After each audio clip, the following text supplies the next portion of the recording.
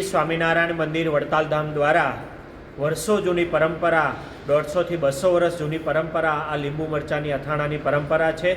વડતાલ મંદિરના મુખ્ય કોઠારી શ્રી પરમ પૂજ્ય દેવપ્રકાશદાસજી સ્વામી અને ચેરમેન શ્રી ડૉક્ટર સંત વલ્લભદાસજી સ્વામી એમના માર્ગદર્શન અનુસાર આ લીંબુ મરચાના અથાણાની સેવા કરવામાં આવે છે.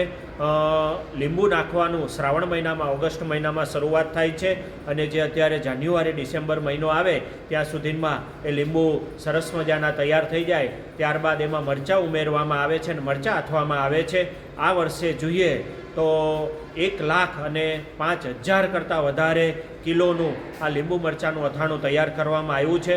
દર વર્ષે ઘણી મોટી સંખ્યામાં આ હજારો ને લાખો હરિભક્તો દેશમાં ને વિદેશમાં America, Africa, Australia, London, Gujarat અને ગુજરાત બહારથી પણ ઘણા બધા લોકો આ લીંબુ મરચાંનું અથાણું એનો લઈ જતા હોય છે અને એનો લાભ લેતા હોય છે. અત્યારે આ લીંબુ મરચાંના અથાણામાં 5 વસ્તુનો ઉપયોગ થાય છે.